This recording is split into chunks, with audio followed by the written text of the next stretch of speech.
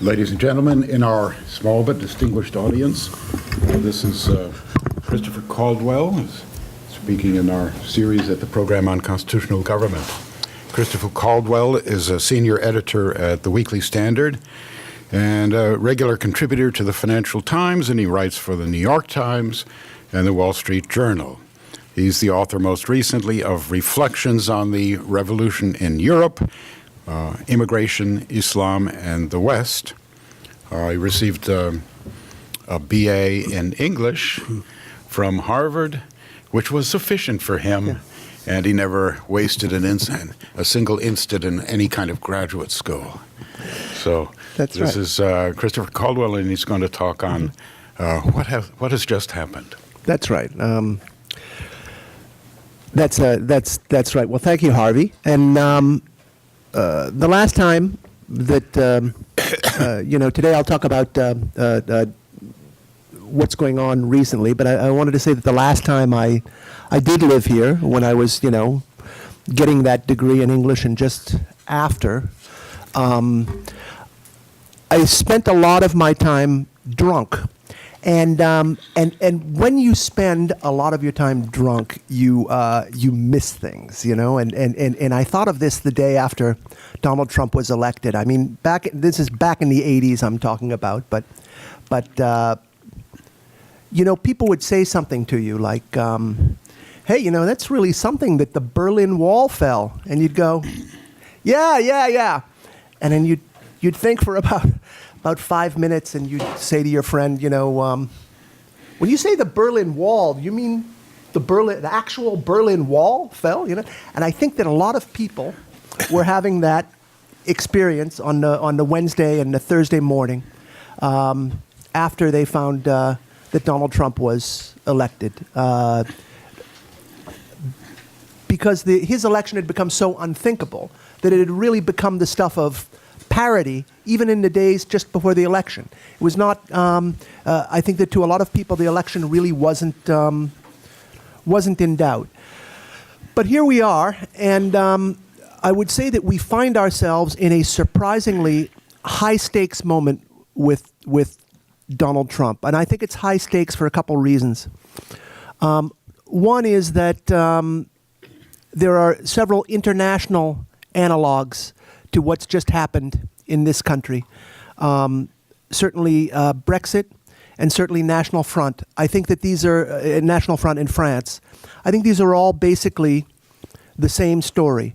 They're about citizens of countries that have given up sovereignty in one way or another to the global market, even though the means by which they've done that are different here than they are in Europe, who have decided that they now need that sovereignty back, and that there's no real other means that has occurred to them except for the old nation state, and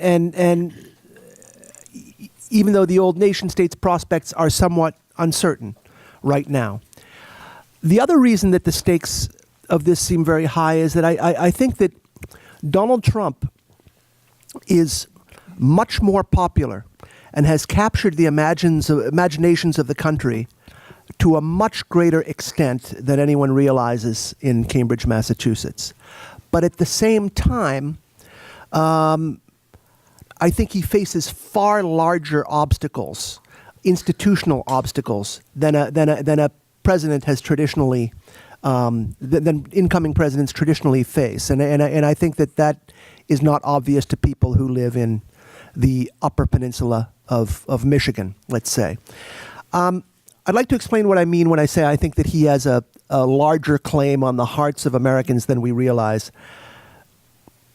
I think that rigged is the wrong word for the way this election was. I know that Trump injudiciously used it. But it is important to remember that this was an election in which Democrats really did have every institutional advantage. Trump got only one newspaper endorsement in the whole course of the campaign. More seriously, his own party was divided. And in fact, much of it was actively working against him.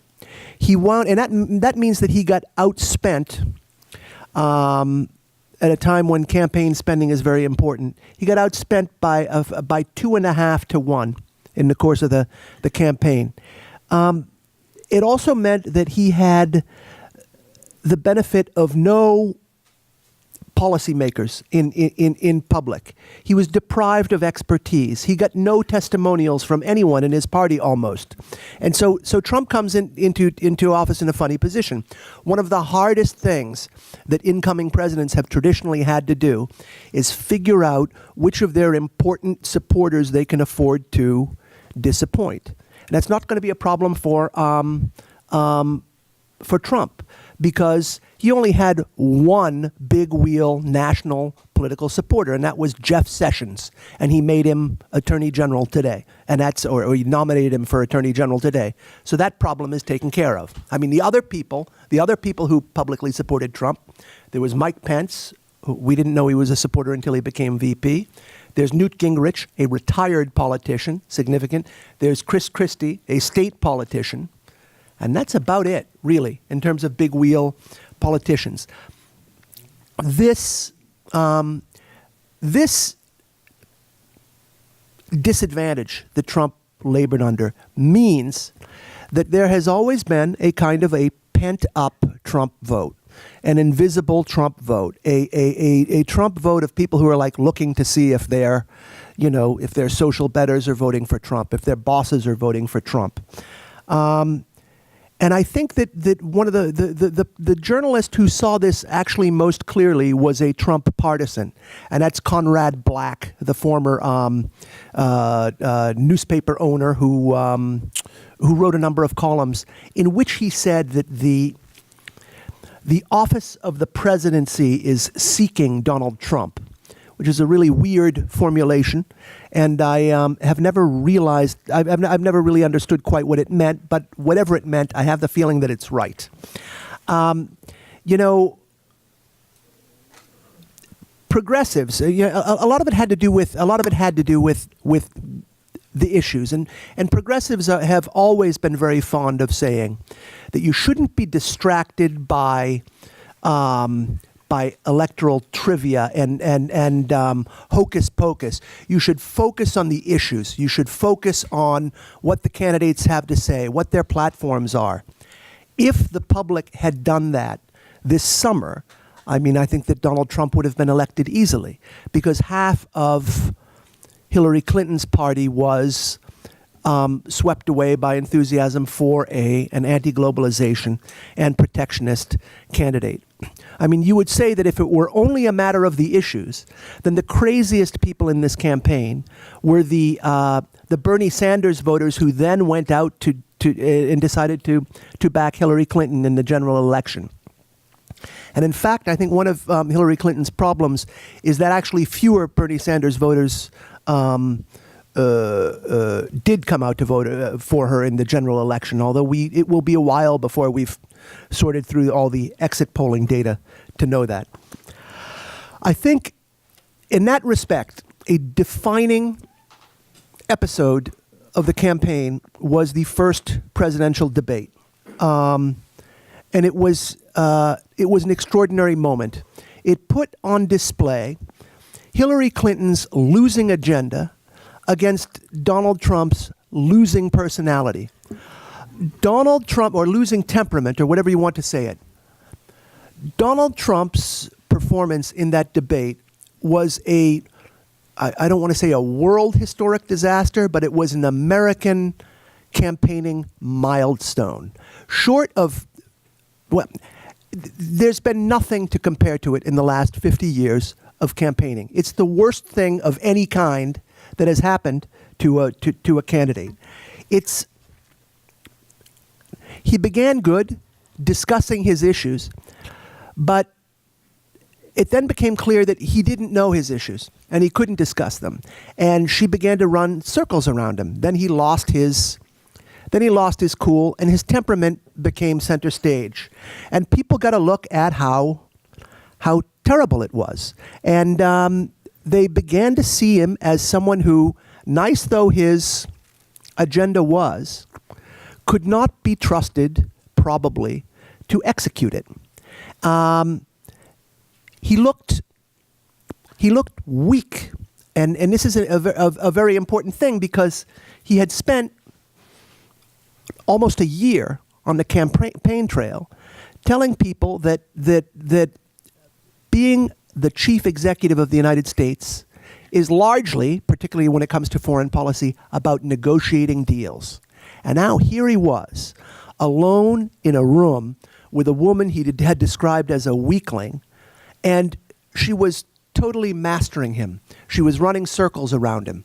And that looked like it was going to be a turning point of the campaign. And I do want to digress while we're talking about this debate, because I think it was just a fascinating moment to talk about Trump's qualifications to be president. These are very unusual qualifications. Trump is the only person to be elected president who has no political or military experience. Those who have been totally without political experience have all been military veterans. So he looks quite unqualified, but in certain ways he does have he hasn't gone through the equivalent of what the Romans called the cursus honorum, but he does have a certain trajectory that's very useful in a practical way to being president. To be an urban real estate mogul is to master trends, or is to have a good idea of which way trends are going. It's a good of knowing what's going to be fashionable, of what's going to be a problem and what's not going to be a problem. It also requires being able to negotiate bureaucracies, including corrupt political ones. It involves, and it certainly has in Trump's case, managing debt. And we can chuckle about it, but actually running large losses in a business might be pretty good preparation for running a country with a $20 trillion in government debt. He's also been a reality TV star, which since Reagan, which people used to joke about the idea of having an actor in the Oval Office. But then you see things like Bill Clinton, captured on film at Ron Brown's funeral. I don't know, for those of you who are younger, you have Ron Brown was a foreign policy aide to Bill Clinton, who was killed in a plane crash.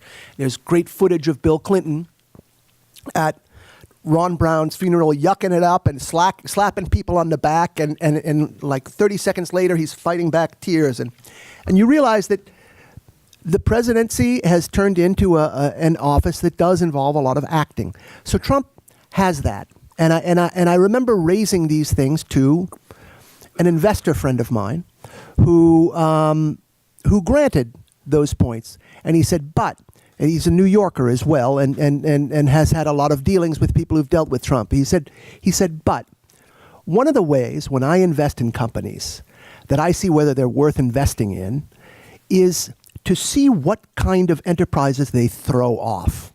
He says, so for instance, Microsoft has a high and stable stock price, largely because you can see evidence of what they're doing in the people who leave Microsoft and start software companies. They're, probably half the software companies in Silicon Valley have been founded by people who've left Microsoft, and half of the rest are founded by people who've left Apple. He said, so you look at that, and he said, tell me one person who's ever done anything after leaving the Trump organization. What has it generated? What has it spun off? And the answer is nothing. And so he predicted that what you would see in a Trump presidency is a very closely held sort of family operation. And that seems to be, there's some, we don't know what the transition's going to be like now, but that it's a good chance that will happen. And that's why I think his choice of Steve Bannon to be his chief strategist, and whether he can sort of make that a reality in the face of a large press campaign to the contrary, this is a really pivotal, defining moment of his presidency. Now I want to return to the campaign and go back to that first debate. I just finished saying that he was weak. He was not only weak in in carrying out his issues. He was weak as a campaign fighter. He went into that debate saying about Bill Clinton's infidelities, I'm not going to go there, you know? And so he didn't say anything about that. He shied away from that. And you notice that Hillary Clinton then brought up Donald Trump's own attitude towards women. And this was a very interesting episode. It was like a duel in which the first person fires his pistol in the air and the second person blows the other person's head off. And that's what Hillary Clinton did, or at least she left him bleeding on the ground there. And suddenly Donald Trump found himself under attack which is not something anyone predicted would happen. It was thought that Bill Clinton's infidelities would be the big issue in this campaign, and it was Donald Trump. And this reinforced the dynamic that we're talking about of the tamped down Trump vote, because voting for Trump up until that point had been something you wouldn't tell your boss about. Now it became something you wouldn't tell your wife about, you know? So the Trump vote became really secret. And that secrecy is why that's why I say that even now the organic level of Trump support, that's to say the level of feeling for Trump in public, is really high, really positive. That's because Trump in this election was supported by only those people who were sympathetic to him and willing to say so, and got 47% of the vote.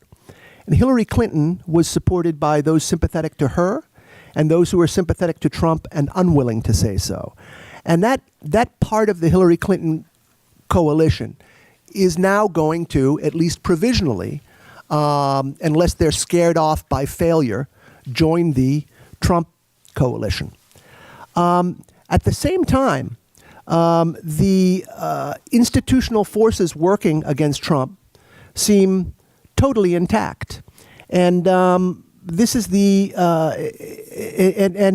it's tough to tell which force is going to be stronger.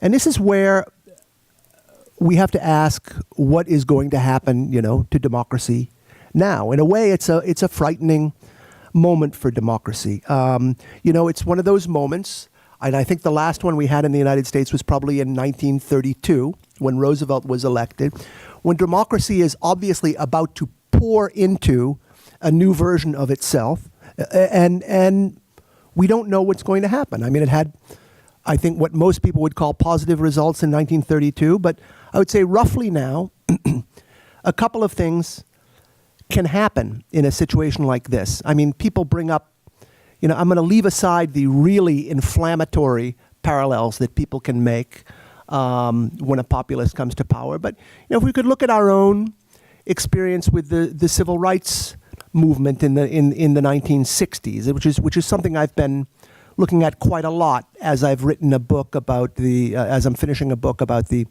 legacy of the 1960s today. You know, before the passage of the Civil Rights Act in 1964, a polling question that was routinely asked by Gallup was, is the country moving too fast or too slow on civil rights?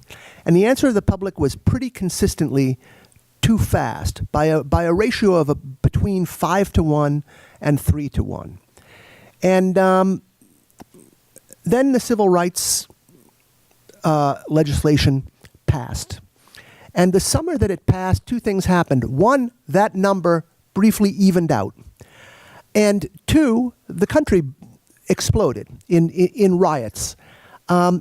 We tend to present those riots that happened as being sort of a coincidence. But actually what happened was that a democratic verdict had changed the official account of what justice was. And now people went into the street to sort of make sure that the country adjusted itself really quickly to that new idea of justice. So mobilization is one result, one possible result. The second possible result is a parallel to what we're thus far seeing in England with Brexit. In England with Brexit, you had a 4-point victory for the decision to move to leave the European Union, and this will be consequential no matter what happens, because the European Union is an organization that keeps moving forward, keeps building new laws, and Britain, by doing nothing, will diverge from them anyway. But in order to get out of the European Union, Britain's Parliament is going to have to vote on that, and as yet, there's no clear path to that. And this is a real possibility for the United States, an immobilization instead of a mobilization from Trump. So I would say, I was struck at the end of the election by how many people were going around saying, "What am I going to tell my children?" And I when I say, well, to tell them whatever you want, but I mean, the truth is that this was a democracy movement of a sort, and if you just basically have to tell your children that there was a cry for change in a system that at least a plurality of people perceived as unjust. But I'm afraid we won't know what to tell our children for a good while yet. So I will leave it at that. Well, thanks very much, Chris. And there might be a question. Yes, John. On your last point, I'm one of the deplorables who voted for Trump and paraded with a pin in the Boston Sports Center in Newton to pick up anecdotal information and a lot of negative body language there. I had to tell my kids that I voted for Trump, and now I've been excommunicated. By full amortization time, when I'm on my deathbed, I hope they come back around. But in any case, they're part of what I call the neo-Bolshevik alliance out there on the West Coast. But I think your take is that it isn't going to work with him. I gather that there's too much institutional resistance. Yeah. I'd say it's going to be quite a battle. I just don't have a prediction on it. I really don't. A lot of people are going to forget all of the extravagant promises he made. And he made incredibly extravagant, ballooning commitments to repair the inner cities, reduce the crime rate, fix the school system, among various other objectives. But if he just gets the growth rate up to 3.5%, 4%, by knocking out all of those job-killing regulations of the Obama administration, I think he's got a powerful platform for getting more time to do some of the other things. That's interesting. I think that the chances that the growth rate can ever be 3.5% over any sort of medium or long term are next to nil. But if you're right that regulations have killed growth during the Obama period, in particular, I think of Obamacare, which would be the major one, then it's possible you could see a catch-up effect. The way you have had when you didn't, after a war, when you haven't had a lot of civilian capital investment. But I don't know, But on this question of what Trump has promised, this is something that I've discussed with a lot of people as recently as dinner last night. And I think people are divided on whether Trump won because he promised people stuff, or whether he won because he showed people that he understood what they were feeling. I think it's the latter. I think it's he said, I see you there. I see you. I'm your guy. I know you. No one's listened to you in 30 years, and I hear you. And he did. There's no question he did, and he empathized. And I think that's going to be enough. I mean, I don't think he has to reestablish the unionized industrial economy all across the Midwest and bring a million car making jobs home. I think that he just has to respond to challenges as they arise with the allegiance to his voters that he's promised. Just saying, as problems arise, I will make my decisions with in loyalty to you. Yeah. So, very interesting set of observations. I sort of feel that elections generally turn on the previous administration as either up or down on the people in power. And I think in retrospect, we can look at this one as a lot of people were very unhappy. Despite his continuing popularity, they were unhappy with this administration. And especially those people who came out of nowhere in rural America were very unhappy with an administration that was telling them that their values were no good and they had to change, and other people were honored and put into pride of place, and they felt very, very unhappy about that situation. So I think that's not going to go away, and that's something that's going to give him strength as he moves forward. But the other thing that gives him strength is the fact the executive branch of government is so much more powerful today than it was 20 years ago, and even 10 years ago. And so there's just an awful lot he can do, and a lot that has been done that he can undo. He can look very strong just on his own hook. He doesn't have to get much cooperation. And secondly, he's got Congress behind him. And I mean, if the people on Capitol Hill are shrewd, and some of them are, they can craft some kind of a legislation that can escape the filibuster rule, and they can put a lot of stuff through very quickly. So, I mean, think of what Reagan did. You know, he came out of nowhere too, but think of what he did in the first 6 months of his administration, and really definitely moved from being on the fringes to the dominant figure. So, you know, that's just a thought. That's right. No, those are all, I think I agree with all of those thoughts. I think if you look at what Reagan did, I mean, his main achievements in the first few months, I think involved tax reforms and budget and the budget. And that was something that I think support had been building for in the public for quite a while, so he was able to do that with a lot of Democratic votes. I think the analogous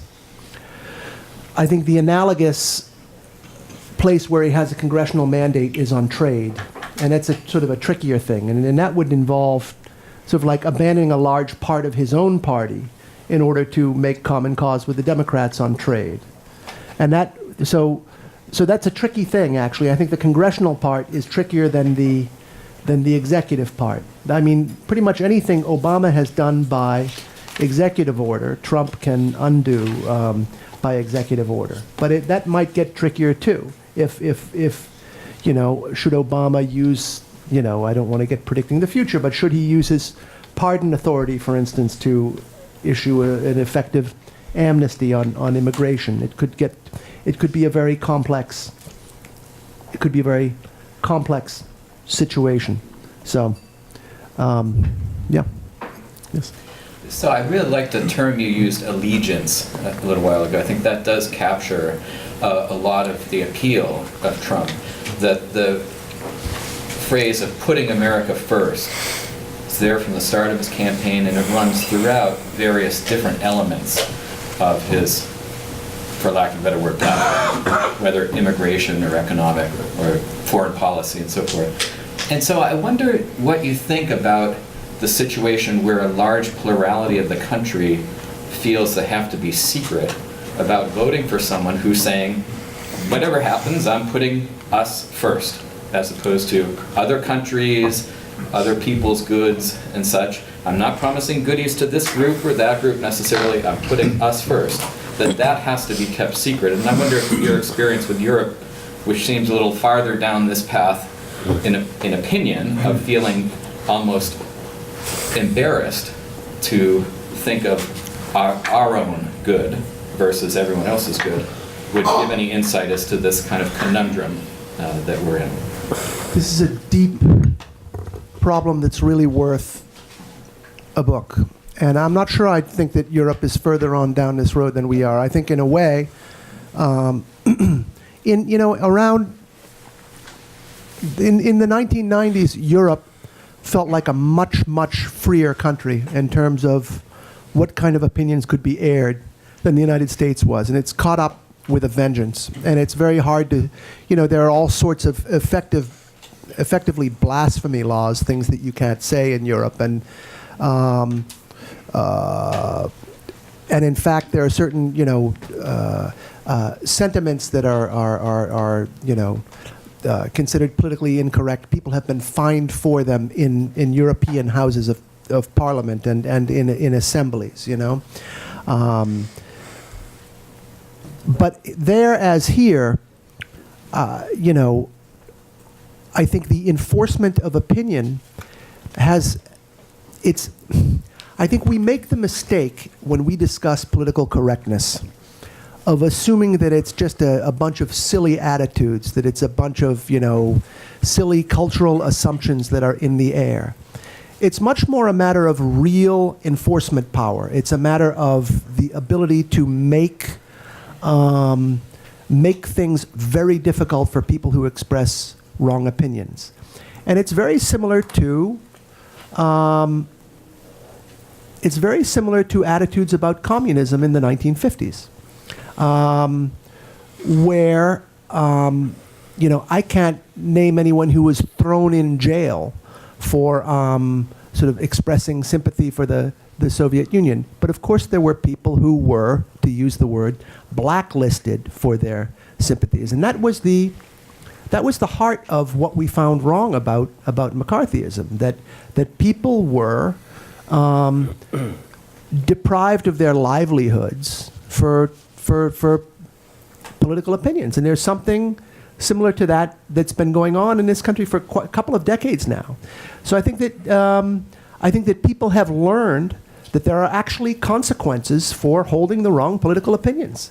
And the fact that these consequences are dealt out by the private sector, or that they're social and economic rather than penal, is not as important a distinction as we maybe thought. If I could just ask a follow-up, I think that's right. And the thing that especially is surprising is that the opinion that is blasphemous is not, I pledge allegiance to the Soviet Union and the Communist International, but that I pledge allegiance to us, to our country. Put us first. Like, that seems a very, just psychologically strange position to be in. Yeah, it's the one that Nietzsche said we would wind up in, right? Once we sort of get rid of the old values, you must transvalue. You can't just sort of leave them aside. You must transvalue them, right? So Trump is the Superman. I don't know. I didn't say.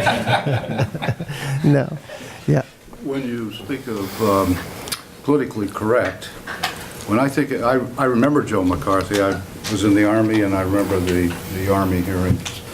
And what I see happening is McCarthyism has migrated to the left, and it's becoming institutionalized within the academic community, within the mainstream media to an extent.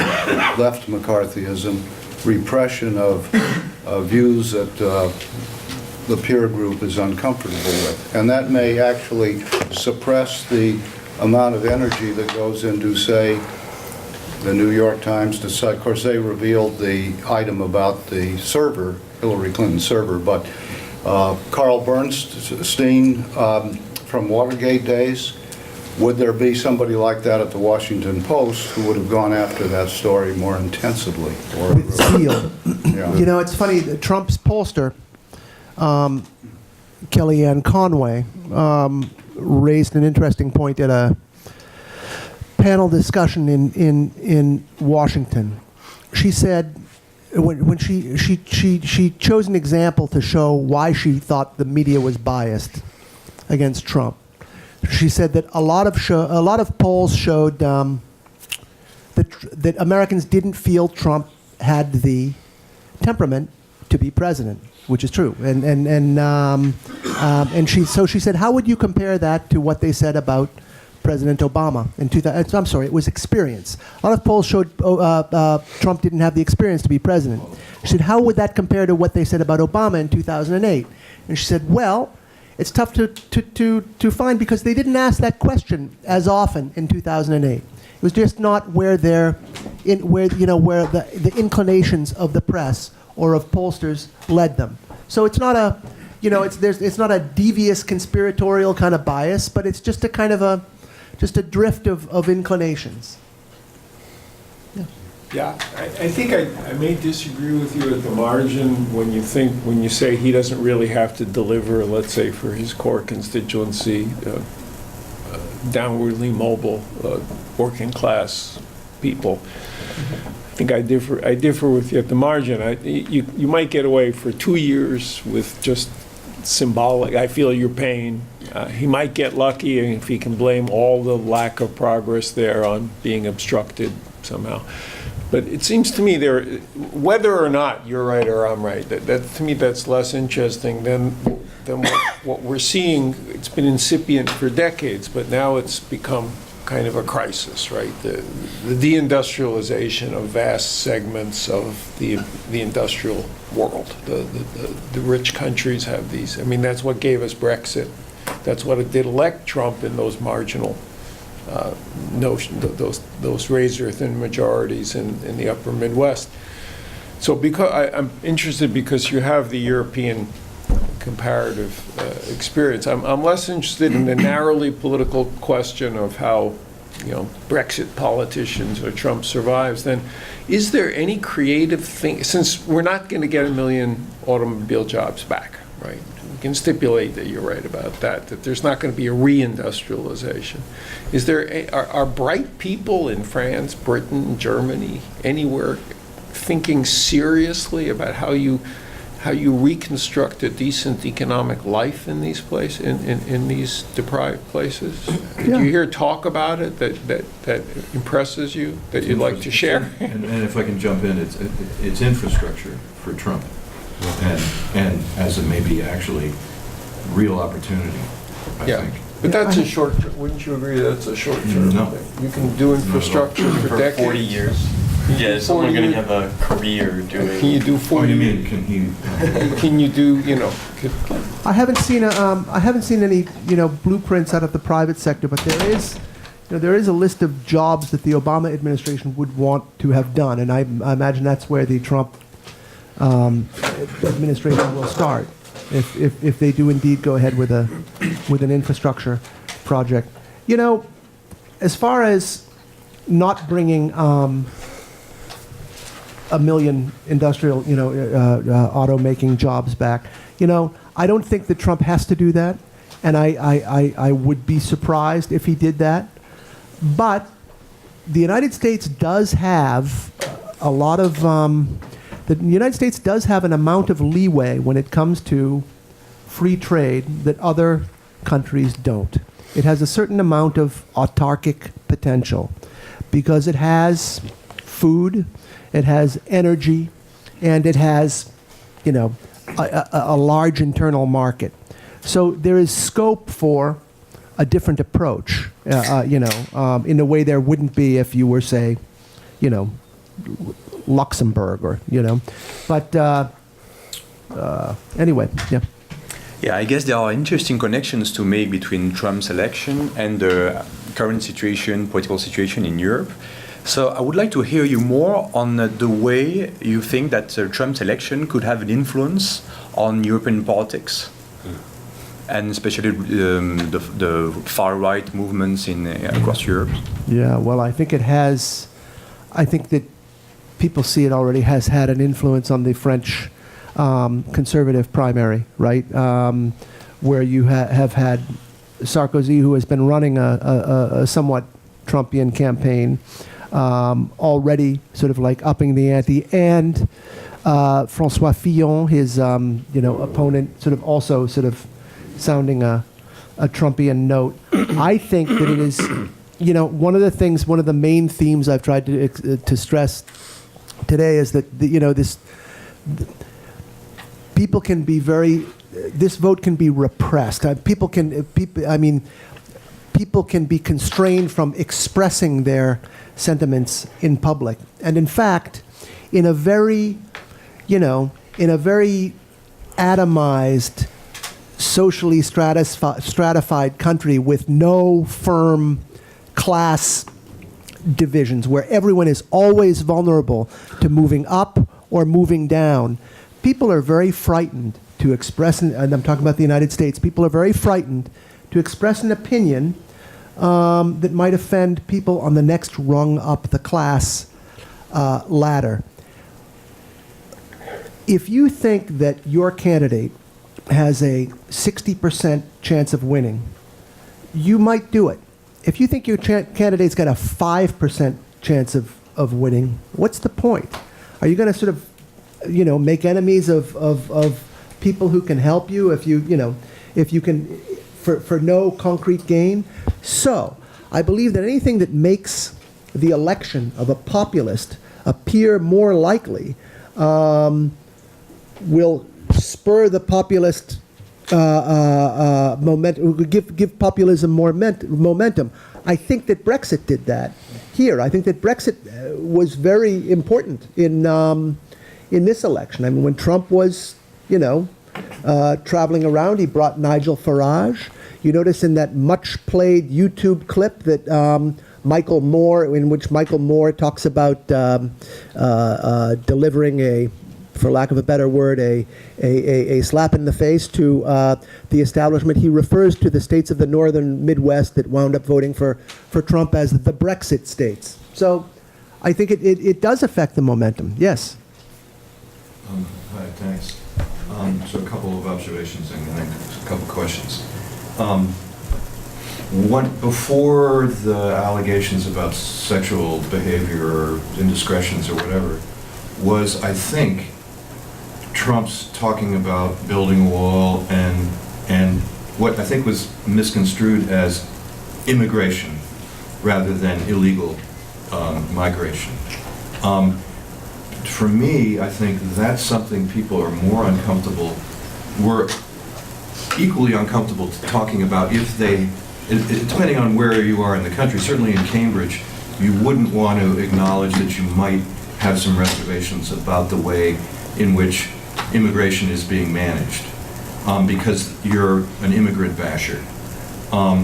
So I just want to make that observation. I also think it would be interesting to hear about how we can clarify how we talk about issues so that we know what we're talking about and we can get at what the real issues are rather than have one side be, either you're a dreamer or you're building a wall. But is there somewhere in between that makes sense, that's a responsible approach to managing immigration, if there is such a thing? It's also a commonplace of campaigning that you always, I've heard top people in the Democratic Party, political operatives, in informal settings talk about how you do a chart and you take your weakness and switch it and attack your opponent based on your weakness, so that your weakness becomes a strength, so that what you said about Clinton would be a natural for the Clinton campaign to have done, to attack Trump first on precisely where you anticipated there might be a weakness. So I think that might help explain that move. Also, just an observation about qualified. There's been a lot of talk about how Hillary did so well in terms of being perceived as qualified, but I think people fail to understand that yeah, you might be qualified, but for a lot of people, that was a negative. You're qualified, all right? You're qualified in a way that makes you part of a system that we're quite unhappy with. So, my questions. I was struck election night when I heard Karl Rove on one of these, endless panels on one of the TVs at stations that I was switching around among, saying that he had been involved in maybe a super PAC that had spent, I think he said $30 million in New Hampshire. I'm not sure, but it immediately made me think there might well have been a lot more going on in terms of Trump's campaign than a lot of people might have realized, in terms of what some people might call dark money or other kinds of support behind the scenes. where Trump is perceived as having spent a lot less. So what's your understanding of what was going on in terms of some of the support for Trump that might not have been, directly part of Trump's expenditures? And another example would be the Koch brothers. David Koch supposedly ended up sort of being sympathetic to Hillary. But then they supposedly showed up at a Trump election night party anyway. Was there Koch money involved in support of Trump, or not? And then the last bit about the jobs. One of my favorite economists is a left economist named Dean Baker, one of the few economists who predicted, talked about the housing bubble and the financial meltdown before it happened. And he had an article just the other day saying, if Trump does infrastructure and if he does a tax cut, actually he's increasing spending, increasing consumption, increasing jobs. The problem would be with the tax cut oriented toward super wealthy rather than a tax cut oriented toward the middle class. So there are opportunities there, but it needs some work. Yeah. I mean, your questions seem to involve campaign finance, and while that interests me, and I've gone back and looked over the numbers for other elections. I don't know what was spent where in this election. I know the Koch brothers were sour on Trump. I've heard nothing to the effect that they have actually ponied up a lot of money for Trump. I was under the impression that they'd sat this election out, but I don't know. Yes. So you talked initially about an institutionalized opposition, and your main example was the media, and I think that's a very good example. But I think there's another institutionalized source of opposition that we haven't given consideration to, and that is the courts. During the Obama administration, we saw a massive change in the composition of the federal court system. So there are going to be ample opportunities for lawsuits to be brought, and of all kinds, and there's going to be sympathetic judges willing to listen to them.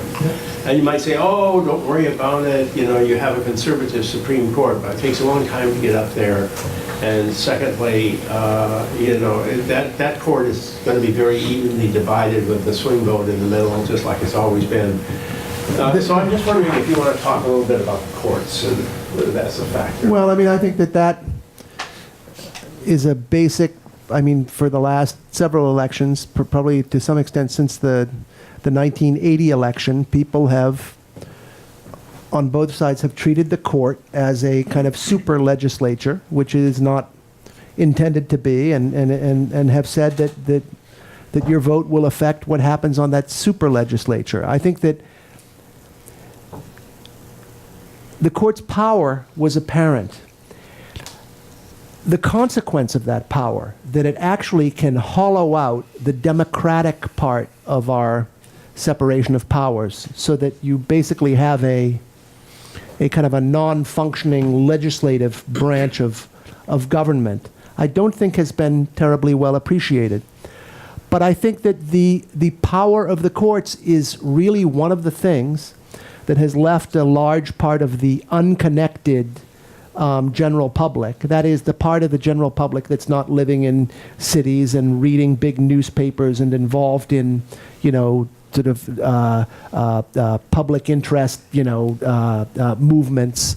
It's left those people feeling that their votes have no purchase on the country. So you have, the classic example, there have been many, many referenda. Okay, the classic one was the one in California in 1994, the anti-immigration referendum, and it was passed by a huge majority.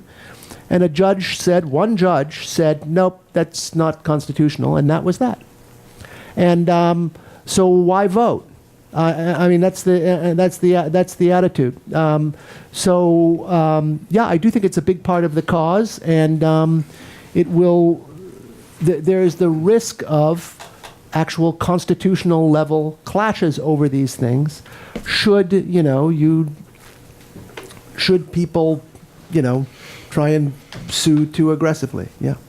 Here's a question for Yes. you on populism. Yeah. Yeah. How would you, how should we define that word, populism? When you say ism, that makes it sound, we use that suffix quite indiscriminately. Isms makes it sound like a doctrine.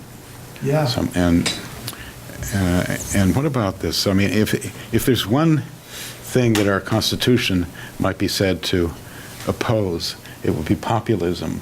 If by that you mean some kind of direct rule of the people. And what is the difference between a populist and a demagogue? I don't know. Or is that a demagogue seems to be an instrument of the people and not so much a force in his own right. I don't even think there's that. I think there was an interesting article about 18 months ago in the New Left Review by an Italian named Marco Deramo, D''ERAMO, and it was about populism, and he noted that populism, that there was no doctrine of populism, but also that populism is a word that's only ever used by elites. So populists are people who hate elites, but no one has ever come out and said, I'm a populist, any more than anyone has come out and said, I'm a robber baron. So populist, or I'm an elitist. Yeah. Right. So populist politics is I would say, an often angry democratic politics of contestation that is being discredited by the people who are the targets of it.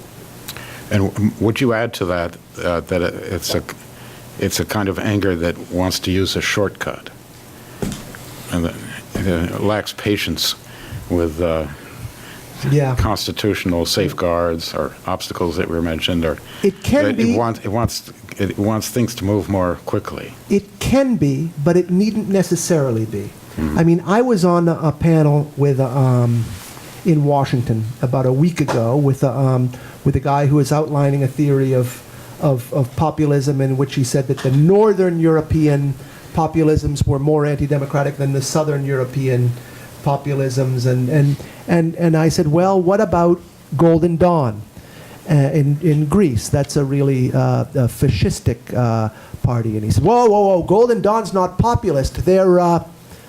They're extreme right, So you can become populist enough so that you pass out of the populist definition, and it's a very, but for instance, there are populist groups. I mean, I don't know if you would call Golden Dawn or Jobbik in Hungary populists, but if you would, you definitely say that they're either illiberal in the case of Jobbik or anti-democratic in the case of Golden Dawn. On the other hand... What does that mean, anti-democratic? It's a populism.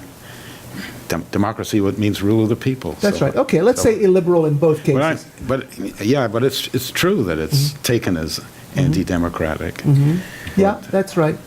But then I would say that there are other populist parties in Europe that are absolutely scrupulously democratic, and I would include, the Danish People's Party and even the National Front.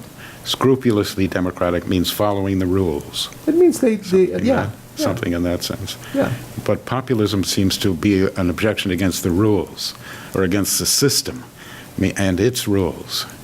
And it's not here. Isn't that a necessary feature of it? I'm wondering. I think it is. Well, if we were trying to come up with a definition of it, it would be meaningful. It's against all system. It doesn't want a new system.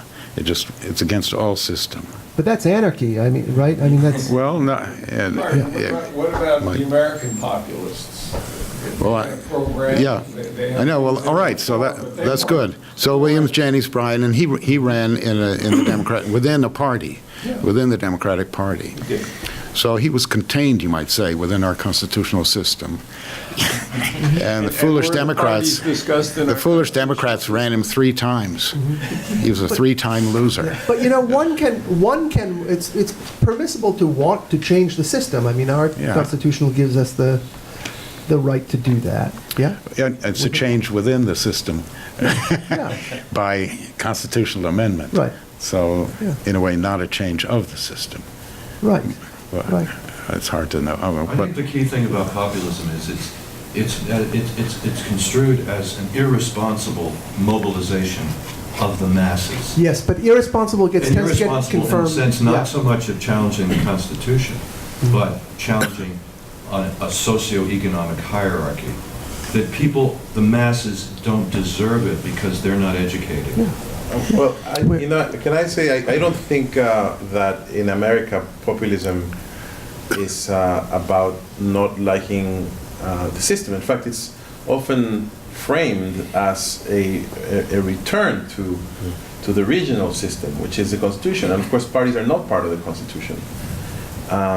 So, I think that it's very much about, populism here is very much about going back to the foundational values of America.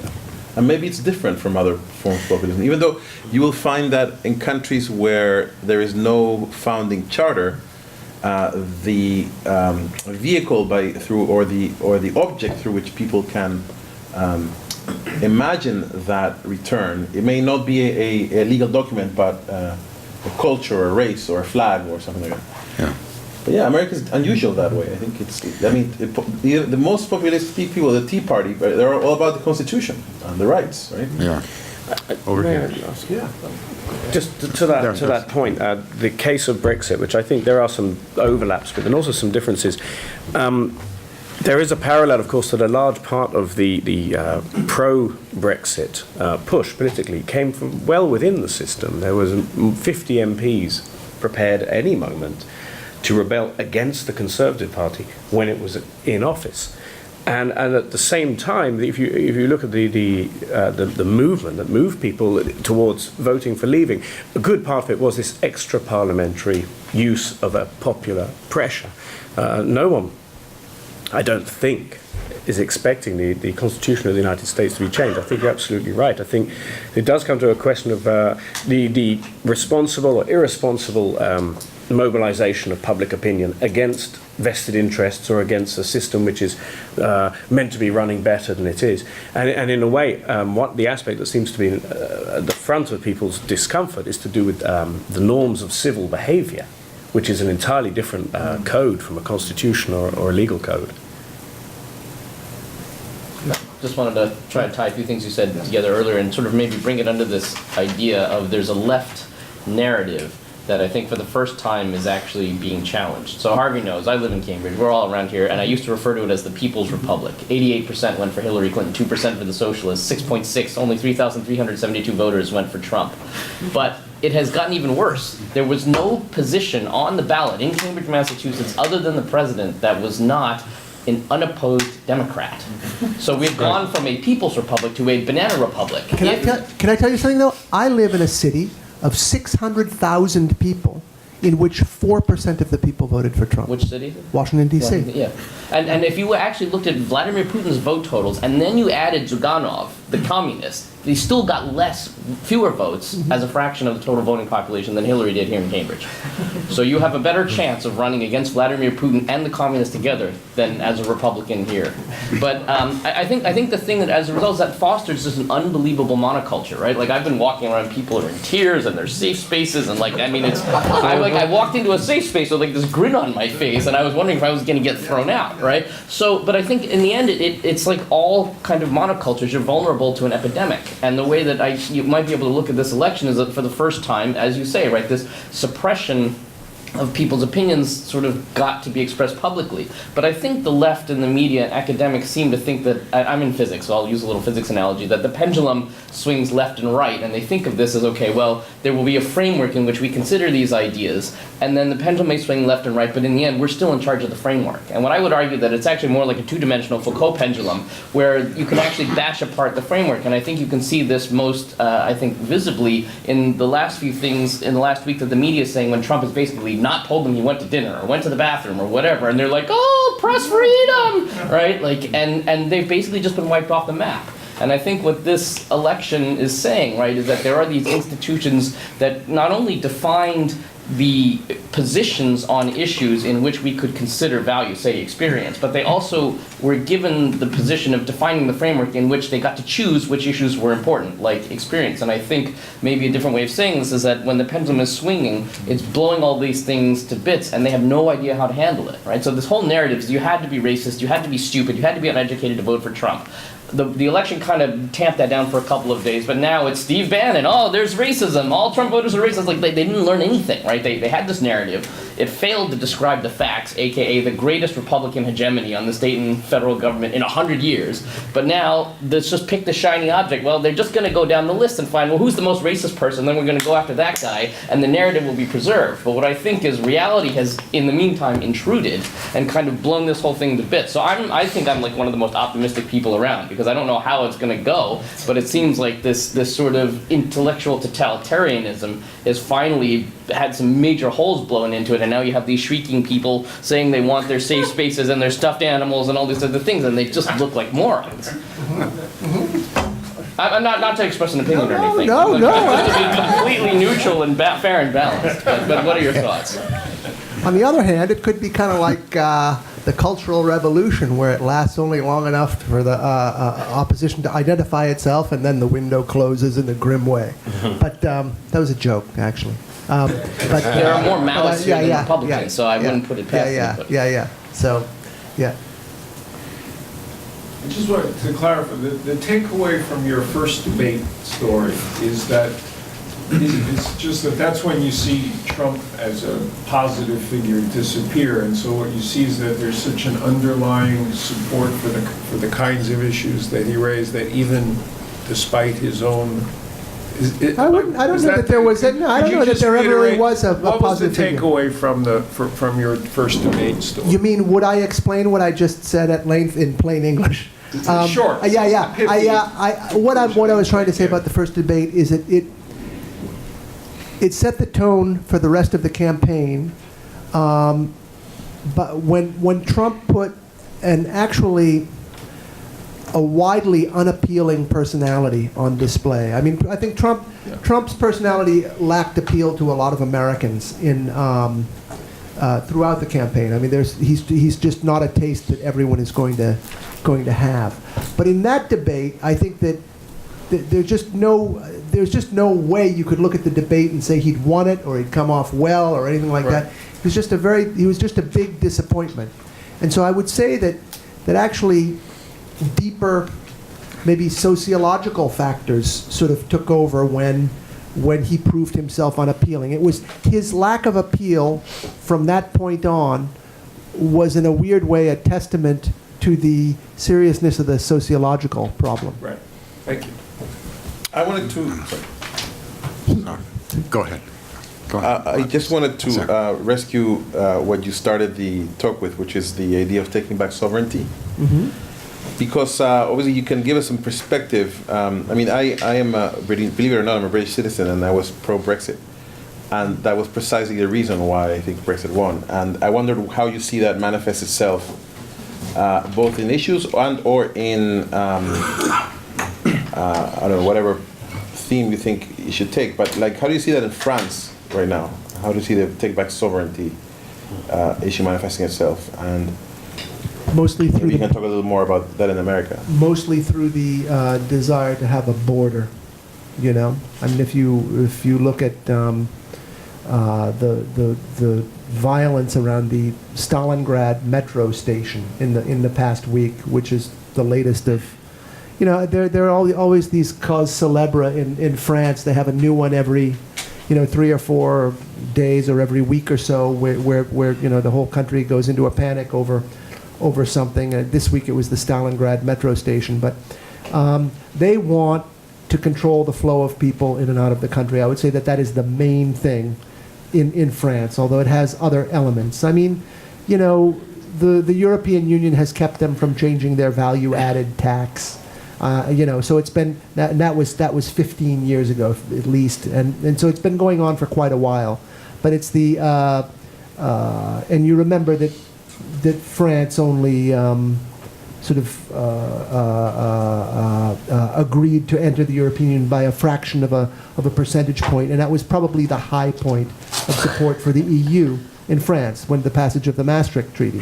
So it's been going on for a long time, but I would say what's made it critical right now is these questions of immigration, the border, violence at Calais, terrorism. I have a follow-up question to Mark's much earlier question that you answered very shortly by saying there's autarkic potential, I think you said, in the United States. But that wasn't really an answer about what are the ideas to, make these places where people refuse to move from or to give up on those particular job prospects, to make those healthy again. I mean, what's the notion of an autarkic United States, and where has this kind of highly developed country with lots of entitlements and with so much debt, where would or has this ever gone well that you say, okay, and now we're just going to redistribute, we're going to lower the level of abilities by not bringing in whatever great scientists from overseas, and where has this ever worked that this will not lead to maybe a short boost in economic welfare, but in the long term it seems terrible. Yeah, I know what you mean, and that's what recent economic theory has tended to say. But and I'm not making the argument for protectionism, but it certainly worked in a lot of places. The United States was It works like in developing countries. That's at least that's. Sometimes it doesn't, right? Sometimes it does. Sometimes it doesn't. Protect little incipient whatever economies, but a country burdened with debt, like with entitlements through the roof everywhere, like where is this going to, how is this not going to be like Argentina? Yeah. It's well, I mean, there are examples like the United States in the late 19th century, some of the East Asian countries. Korea built itself up through protection. Japan built itself up through a less formal. But that's, again, after World War II, yeah. But still, again, isn't that a different situation? I mean, this is basically peasant countries building themselves up. That works, but this is the most developed country in the world. Yeah, how I know. do you do that? That's an interesting point. So we have a situation where the the rule maker, the world's economic rule maker, is changing its trade regime. I guess that happened in the opposite direction with Britain, with the repeal of the Corn Laws in the 19th century. But I can't really think of a similar moment of when things have transpired this way, when a large change in the sort of realm of international economics has been proposed by the country that dominates the international economy. So I don't know what, I mean, it's happening. I mean, it's sort of the country's social fabric is coming under enough strain that this proposition has won a Democratic majority.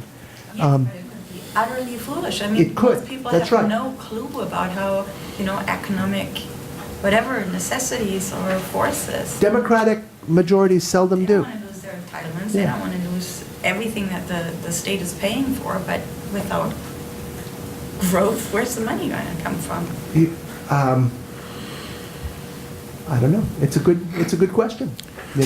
And We in ha- we Georgia, haven't- I read an article about Georgia cracking down on, you must know this, the American state of Georgia, cracking down on illegal immigration by holding employers responsible.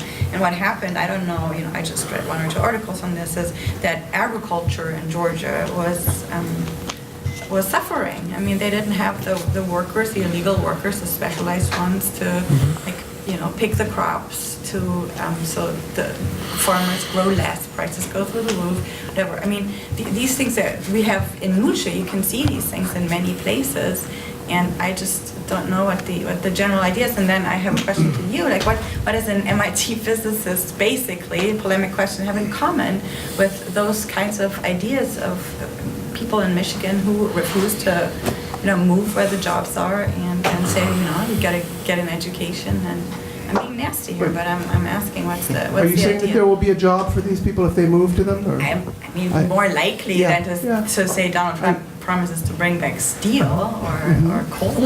Yeah, yeah.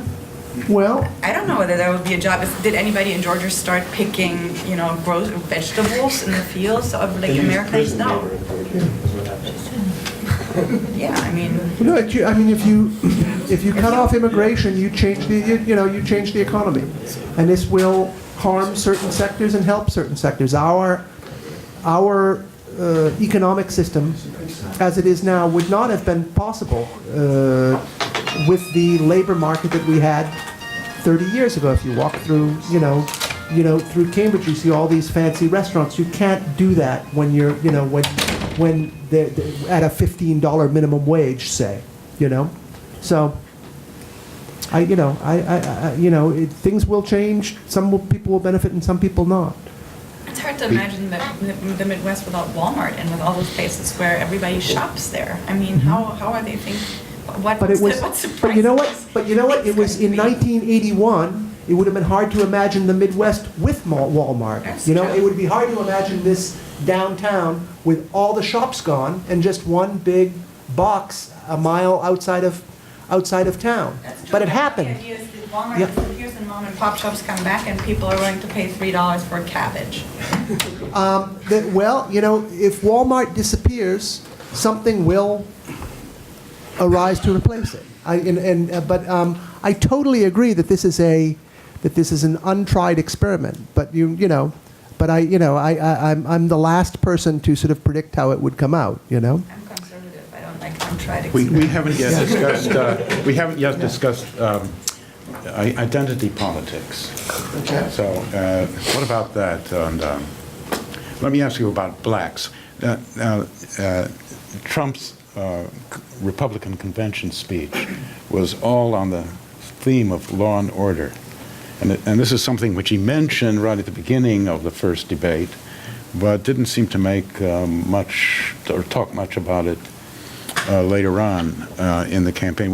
Was this directed against blacks primarily, and is it related to the dislike or the denouncing of political correctness?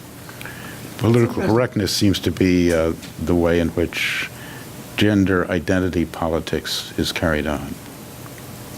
Gender identity politics. Yeah. Well, I'll stick with. I mean, no, I meant race. identity politics. Yeah. Drop gender. Well, I'll stick with race. Now I think that over the summer, the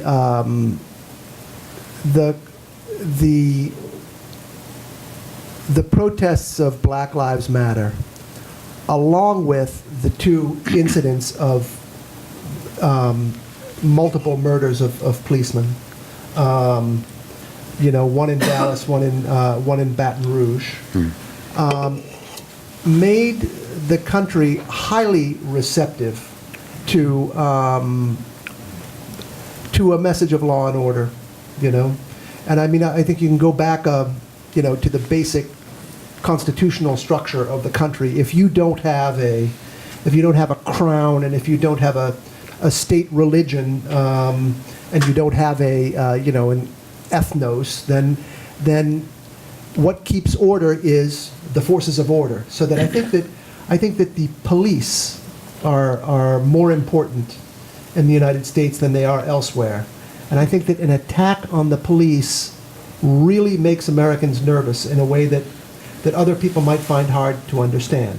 And that attack had happened in the context of these Black Lives Matter protests, which, as you know, are about the allegation that the police treat black people differently than white people. The fact that it was Black Lives Matter that was agitating against the police at the time these murders took place inevitably gave it a kind of a racial aspect. But I think that would have been I think that backing law and order is generally a winning move for presidential candidates, regardless of all identity politics.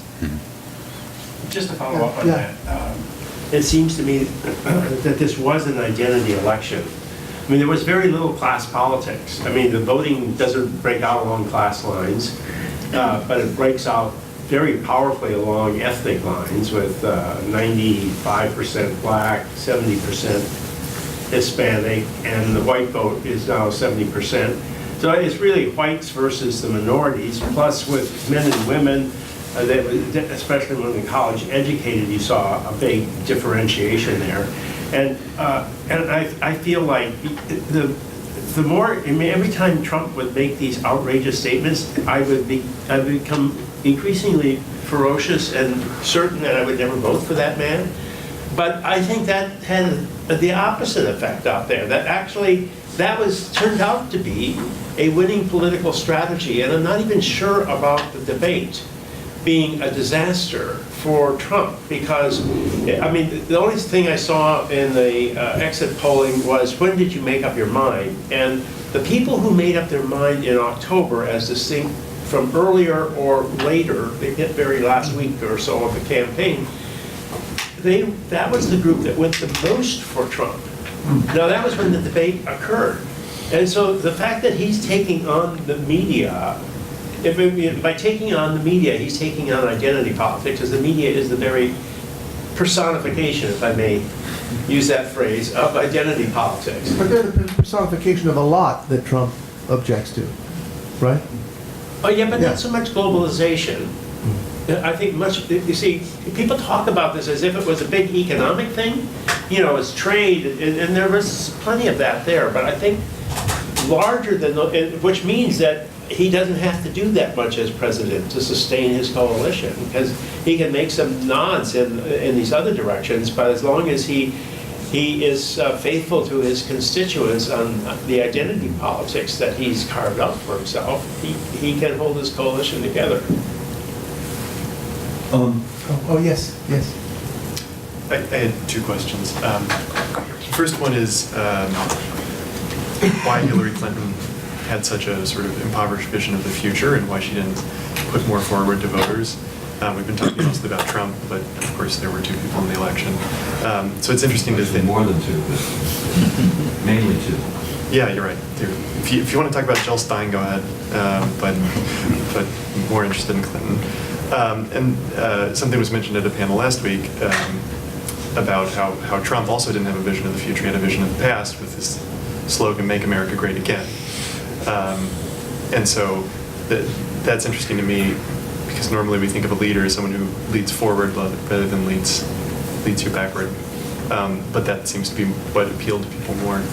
And then my other question would be about sort of your distinction between what's already, or the broad appeal that people underestimated that was there for Trump compared to the maybe underestimation of challenges he'll face going forward. And I sort of see those as two types of structural elements, one being sort of a sociological structure, boosting his support, and then an institutional or formal structure challenging him as he goes forward. And I wondered what you thought of that distinction. Well, you know, actually, Max Weber, since we're talking about sociology, you know, spoke of charisma as something that did have its roots in the past. That a person who has charisma to spend gets it from drawing on the taproot of his tradition. You know, you go back to the roots of everything, and that is what you spread. So everything is every move forward is actually a renaissance, literally speaking, you know? So I don't think that's so unusual, actually. And Matthias spoke about that earlier, of Americans going back to the Constitution. It's not necessarily a right-wing thing. Trump says, make America great again. George McGovern said, come home, America.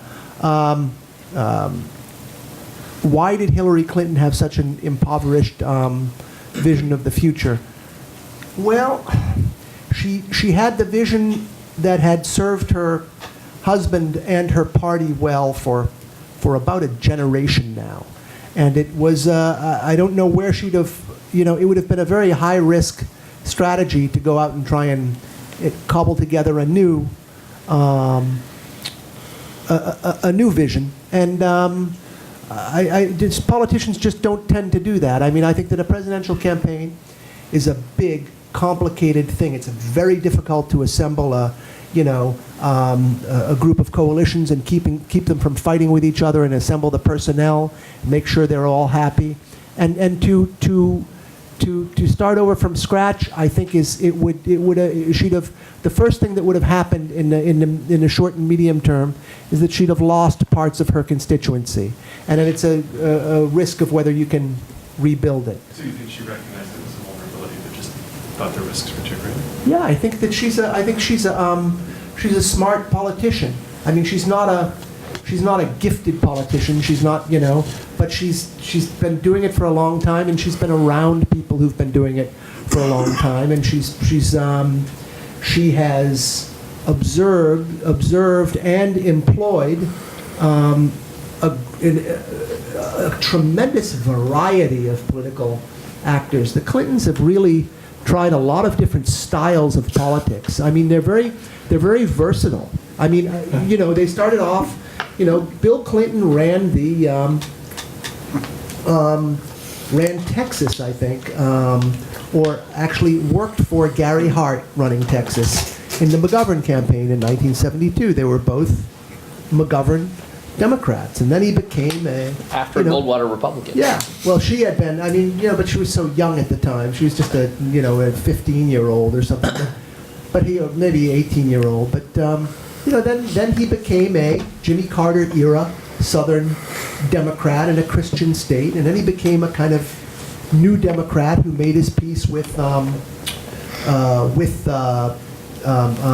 big business and money. So she adapted slowly, and you notice that she did change certain things. In her encounters with Black Lives Matter, for instance, she tried to pull back from the law and order politician that she'd been 20 years ago. But as far as a wholesale reinvention, I think it's really hard for a politician to do. Yeah, but I mean her Black Lives Matter evolution was to a base she already had, right? What? Her evolution of Black Lives Matter was to a base she already had secured. But I'm asking, why didn't she evolve to the one that she was lacking? Sort of rural, white. Well, one way to do that is Black Lives Matter. I disagree. I think, yeah, that's right. I think, when you talk about a base, about acquiring and securing a base, I think that there's never been an election better than this one for illustrating that elections are not just about majorities, but also about turnout. I mean, Hillary Clinton did. She did a little less well among, say, Asians and Hispanics than Obama did. But she did among blacks and whites about the way Obama did. She just didn't get enough people to come out, and that was the difference. So you say she had that constituency. Yeah, well, yes, she was going to win them, but she wasn't necessarily going to get them to come to the polls in the numbers she needed. Yeah. I wanted to ask another question about this populism question.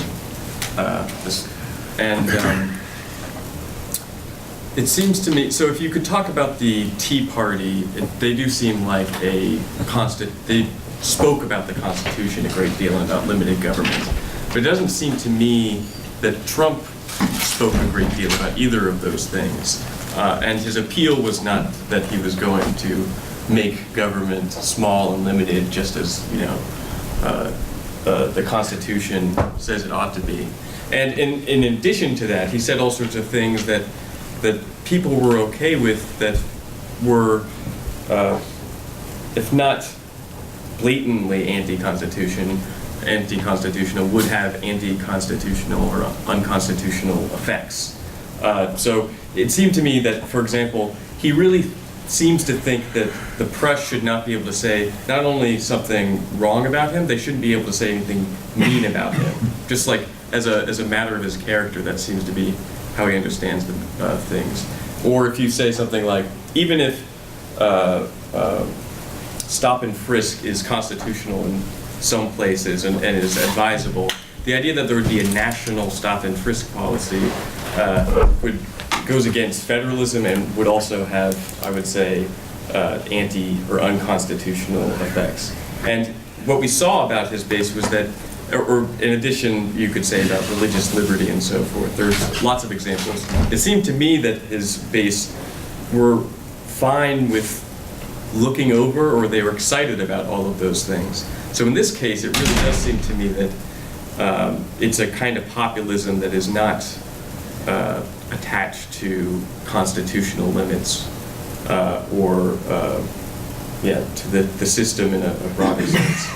Does that analysis seem correct to you, or does it seem wrong, exaggerated? No, I think that I think that as a matter of ideas, it's fine. Although I would quibble with a couple aspects of it.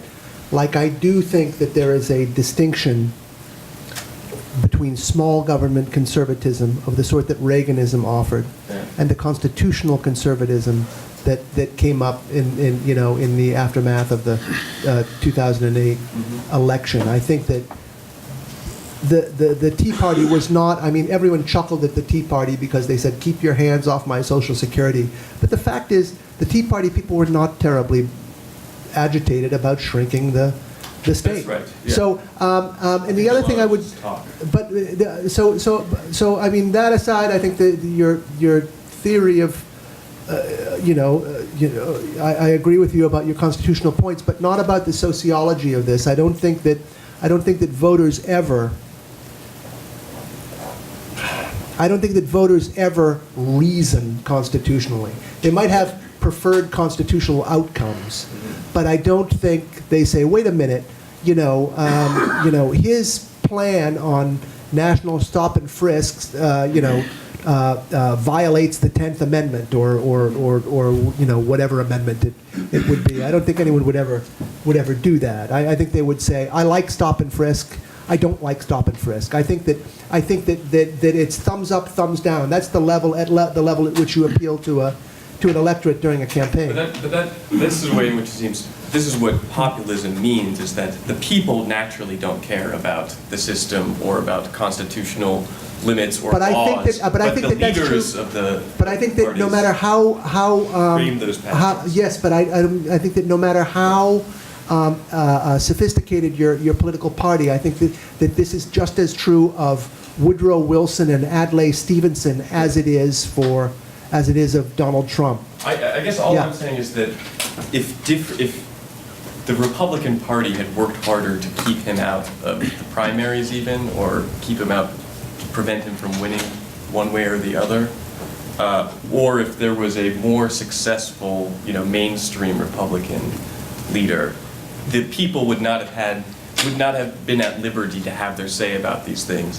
and it would have been better, because the people are not attached to constitutional limits, whereas responsible party leaders, or elites, you could say, have more of an opportunity to care about such things. They can also be corrupt and indifferent to laws and things, but well, it shows that the dangers of a democratic primary system, right? Yeah. But if the Constitution was going to destroy the country as it was being enacted by lawlessness or by no borders, wouldn't you say it would be better to toss the Constitution? I've heard that argument very often, and that seems to me that's a typically populist argument. If you want to have a country, you have to have borders. And if you want to have a constitution, you have to have a country. Therefore, let's pick the country over the Constitution. I've heard that kind of argument many times, but it seems to me that's the wrong analysis.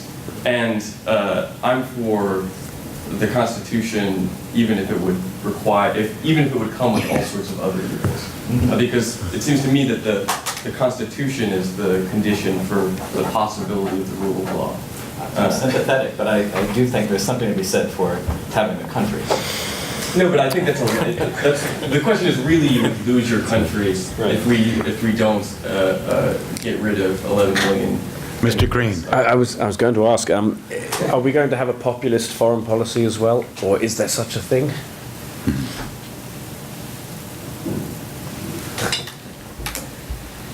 I think that this is something he's just feeling his way towards. And this is an area in which the lack of open endorsements from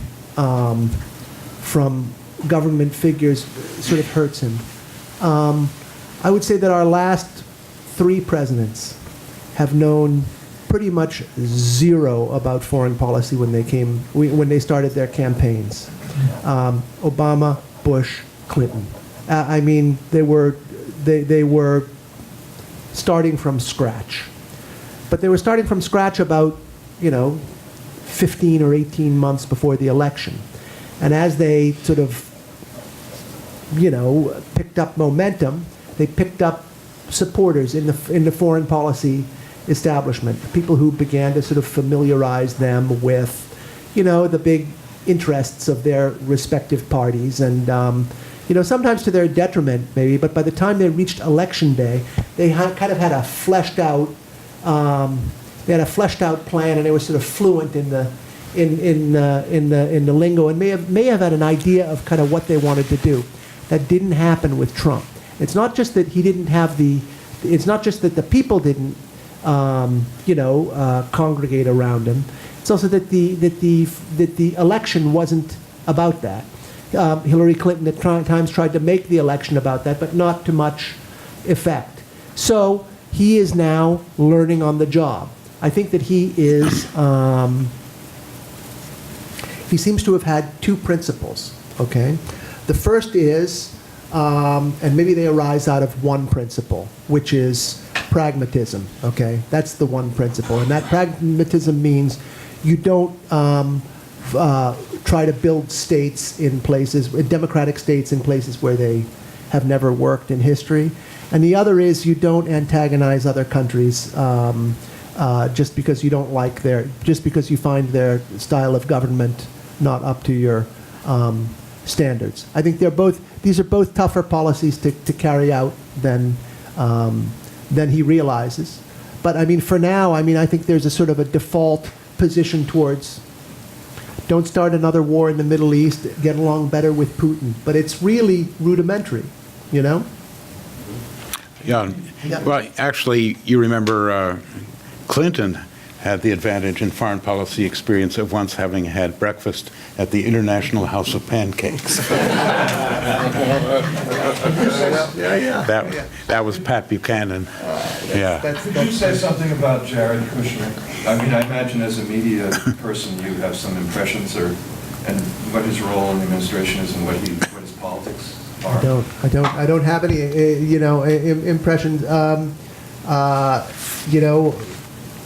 I'm just finding out about him. Yeah. Thanks very much, Chris. Yeah. This has been great.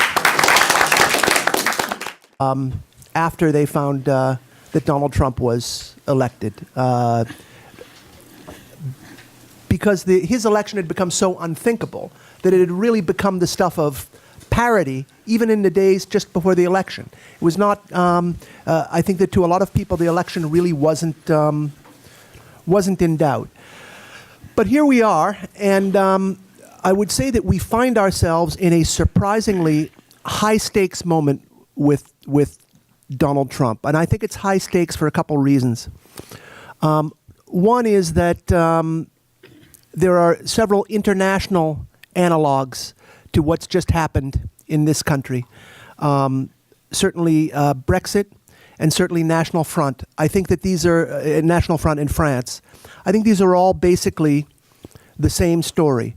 They're about citizens of countries that have given up sovereignty in one way or another to the global market, even though the means by which they've done that are different here than they are in Europe, who have decided that they now need that sovereignty back, and that there's no real other means that has occurred to them except for the old nation state, and even though the old nation state's prospects are somewhat uncertain right now. The other reason that the stakes of this seem very high is that I think that Donald Trump is much more popular and has captured the imaginations of the country to a much greater extent than anyone realizes in Cambridge, Massachusetts.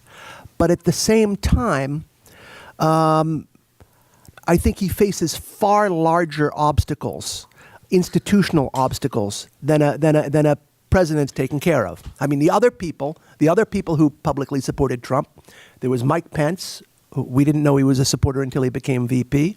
There's Newt Gingrich, a retired politician, significant.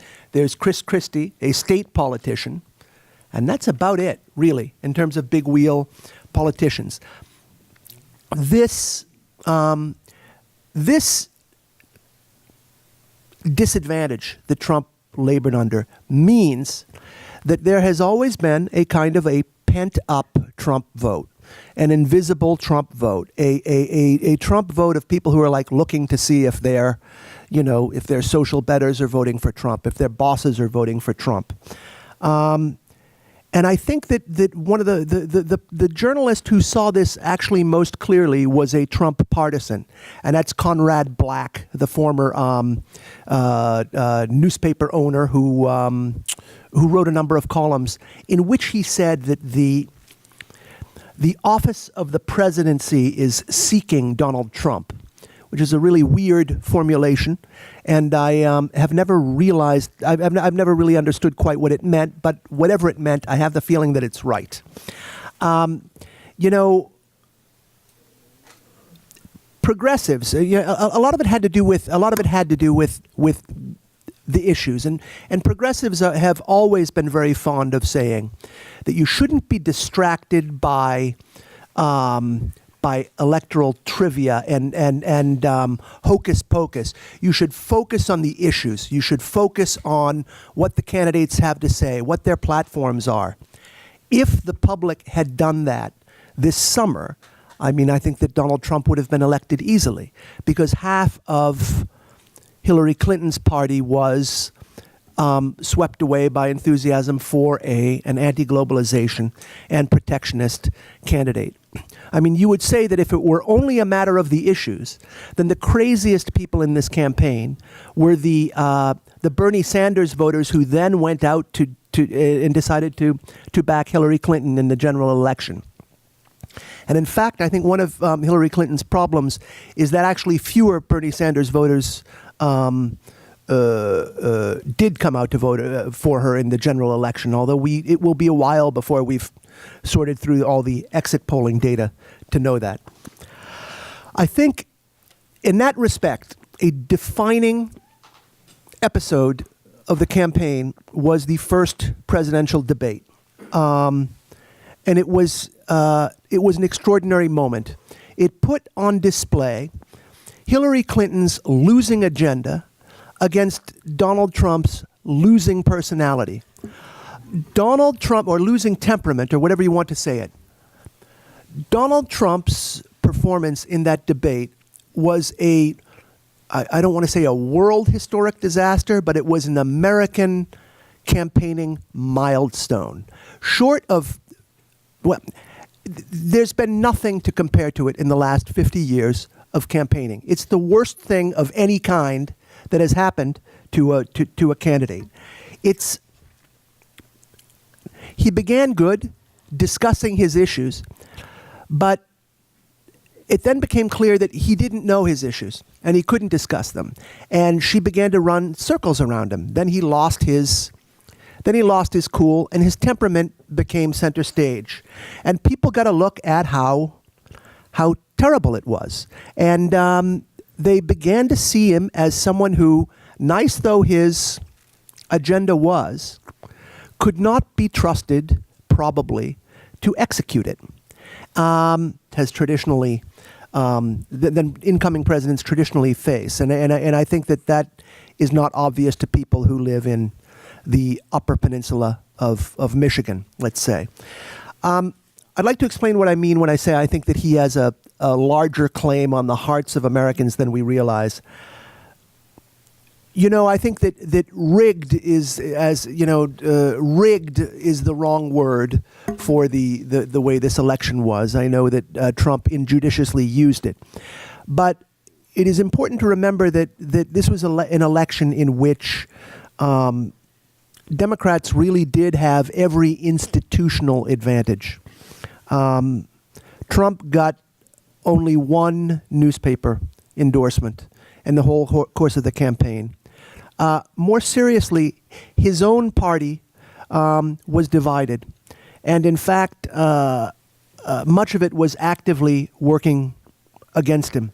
He won, and that means that he got outspent at a time when campaign spending is very important. He got outspent by 2.5 to 1 in the course of the campaign.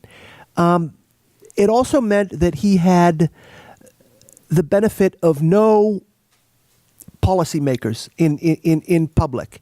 He was deprived of expertise. He got no testimonials from anyone in his party almost. And so Trump comes into office in a funny position. One of the hardest things that incoming presidents have traditionally had to do is figure out which of their important supporters they can afford to disappoint. And that's not going to be a problem for Trump, because he only had one big wheel national political supporter, and that was Jeff Sessions, and he made him Attorney General today, and or he nominated him for Attorney General today. So that problem is. Ladies and gentlemen, in our small but distinguished audience, this is Christopher Caldwell, who's speaking in our series at the Program on Constitutional Government. Christopher Caldwell is a senior editor at the Weekly Standard and a regular contributor to the Financial Times, and he writes for the New York Times and the Wall Street Journal. He's the author most recently of Reflections on the Revolution in Europe, Immigration, Islam, and the West. He received a BA in English from Harvard, which was sufficient for him. Yeah. And he never wasted a single instant in any kind of graduate school. So this is Christopher Caldwell, and he's going to talk on what has just happened. That's right.